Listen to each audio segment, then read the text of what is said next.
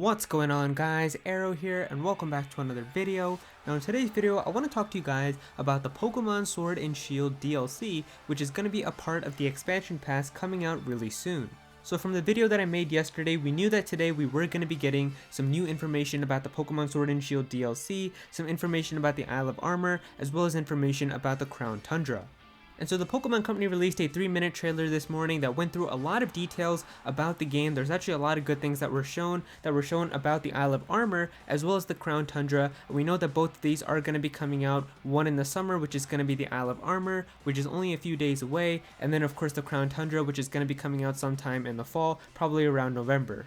And so there's actually a lot of new information that has come out today, but if you're like the type of person who only watches the YouTube trailer and not really anything else, then you might not notice a lot of the other stuff that has come out. But really what they do is after the YouTube trailer, they also update the website with some new images and a lot more details about the stuff that they show in the trailer. And so what I did in this video is I basically took all the information from the YouTube video as well as all the information from their website and compiled it all together into this one video of every single new thing that they basically talked about and all of the new details. So in total there's actually 20 awesome new things that they've talked about with the Pokemon Sword and Shield DLC, and that's what I'm going to give you guys in this video. And so yeah, this is going to include both of the Pokemon Sword and Shield DLCs, the Isle of Armor as well as the Crown Tundra. There's a lot of cool things in here and I really want to talk to you guys about them and give you guys my thoughts. So yeah, let's get started. Alright, so starting off at number 1, the Isle of Armor, the first DLC pack for Sword and Shield, is actually going to be coming out on June 17th, and that is only a few days from the time that I'm making this video. I'm recording this on June 2nd, I might upload it on the 3rd depending on if I can get everything edited in time, but I mean that's really soon. It's only like 15 or 14 days from the time that you guys see this, so that's actually really good. And I don't really know exactly what this means as for when we can actually play the DLC. Like it says we're going to see it on June 17th, but does that mean like June 17th exactly at midnight it's going to be available? Or does it mean like June 17th somewhere around the day it's going to be an update that's going to come out later in the day? But I feel like it would probably be in the evening because usually Pokemon updates tend to happen in the evening, so I think it'll probably be around there. Alright, the second thing is now you can obtain all of the Galar starter Pokemon with their hidden abilities, and doing this is very easy. All you have to do is have Pokemon Home on your Nintendo Switch and on your mobile device, open it up, take one of your Pokemon from your Pokemon Sword or Shield game, put it into Pokemon Home on your Nintendo Switch, then go into your mobile device, go into the mystery gift section, and you will see all of the Galar starters with their hidden abilities, and they're definitely very useful. Grookey comes with one called Grassy Surge, which sets up grassy terrain as soon as you send it out. Sobble has one called Sniper, which makes critical hits do a lot more damage, and then Scorbunny has one which is basically like Greninja's, where whatever typing of a move that you use, you basically become that typing. So if you use like Rock Slide as Cinderace, then you're going to become a rock type Pokemon, so you're always going to get that same type attack bonus or stab whenever you use your attacks, so it's definitely going to be very useful.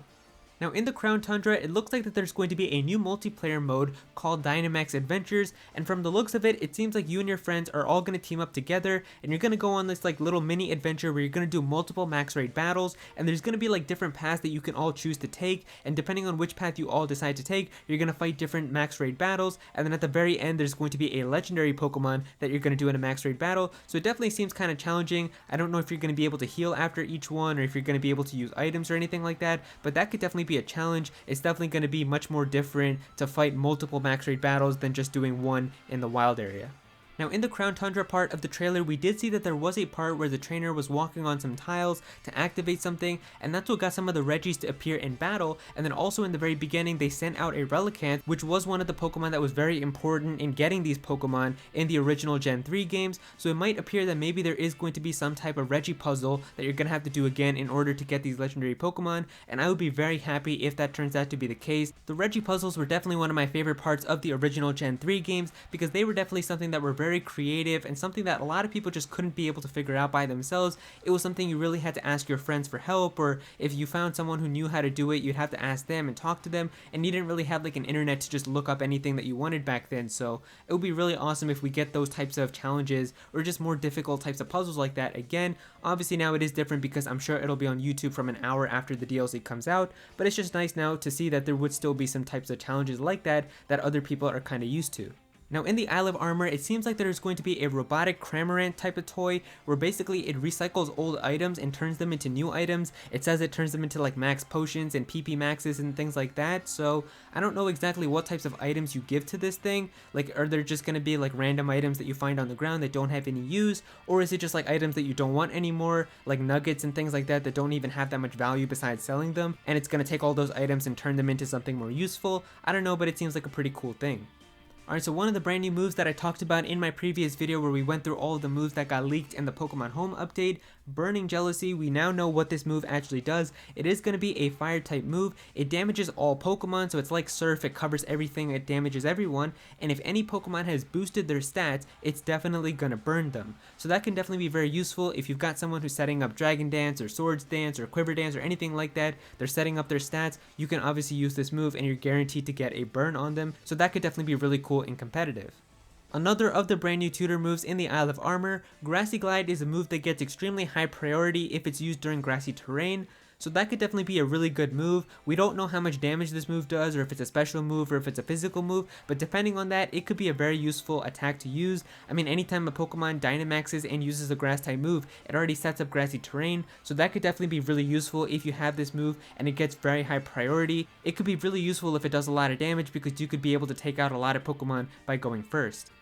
Alright, in the Isle of Armor, you're going to be able to make a special soup dish called Max Soup, and this is going to make Pokemon that are just normally able to Dynamax able to Gigantamax, so that's actually very useful. Like if you have a normal Butterfree, for example, with really good IVs and really good stats, and let's say you wanted to make this Butterfree be able to Gigantamax, now you're going to be able to do that by creating this special soup and then feeding it to your Butterfree, so that could definitely be very useful, like I said, with IVs, but also maybe if you just have a Pokemon that is capable of Gigantamaxing, but you have it as a shiny, and because you have it as a shiny but you can't really do anything else to make it a Gigantamax Pokemon, now you're going to be able to use those shiny Pokemon as well, so it's definitely very good for them to do this. Now in the Crown Tundra, there's going to be a special mode called the Galar Star Tournament where you and another character can team up together and face off against other characters that are also teaming up and move up a bracket, so it definitely seems really fun. Like you and Marnie or you and Nessa can team up together and take out like other trainers like Rayhan and Leon teaming up together. I don't know if you get to choose who gets to go with who, like if you could choose like Piers and Milo together, or if the game just automatically chooses who goes with who, but either way it seems like a fun mode to pass some time. Now we also finally got information about the brand new Reggie Pokemon that we saw in the original trailer that was shown back in January. So that pink one is actually going to be called the Regidrago. It's going to be a dragon type Reggie, and it's going to have a special move called Dragon Energy, which the more HP the opponent has, the more damage it's going to do. The yellow Reggie is called Regileki, and it's going to be an electric type Pokemon and have a special move called Thunder Cage, which deals damage and does damage over time, kind of like Fire Spin for 4 to 5 turns, and prevents the opponent from switching out or fleeing from the battle.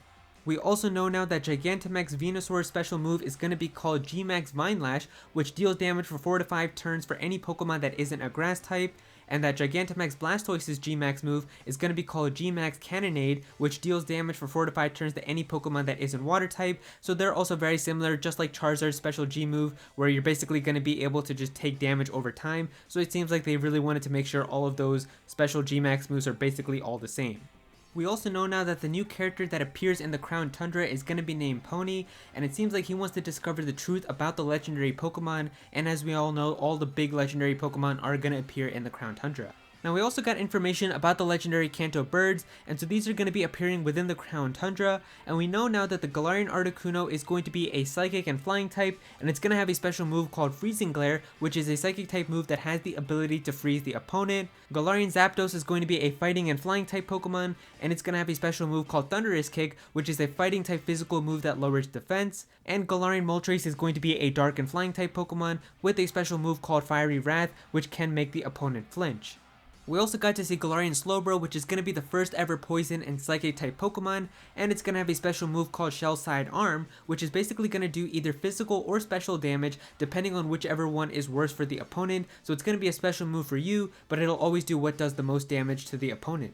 We also got to see that both Single Strike Urshifu and Rapid Strike Urshifu are going to have special moves. The one that the Single Strike Urshifu gets is called Wicked Blow, and it's always going to result in a critical hit and ignore stat changes, and Rapid Strike Urshifu is going to get one called Surging Strikes, which is also always going to be a critical hit, and they're both going to have the ability Unseen Fist, which allows them to damage Pokemon even if they're using Protect.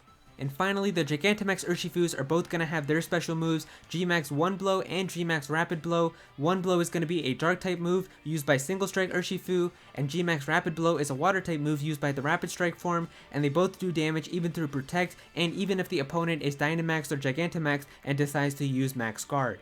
And so there you go guys, that's all the new information that has come out today about the Pokemon Sword and Shield DLC.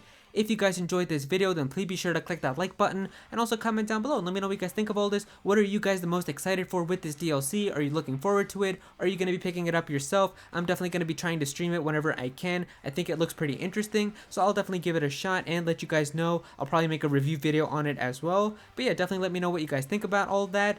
If you guys are new to this channel, then please be sure to subscribe. I'm definitely going to have some more Pokemon content in the future, so definitely be sure to subscribe so you don't miss out on that. Click on that bell to become a part of the notification squad. Go follow me on Twitter at @Aero so you can be featured in videos, and also join my Discord server as well. We've got a bunch of people in there who are always talking about Pokemon and Smash Bros and Nintendo, so definitely be sure to join that. And yeah, that's pretty much it. Thank you so much for watching.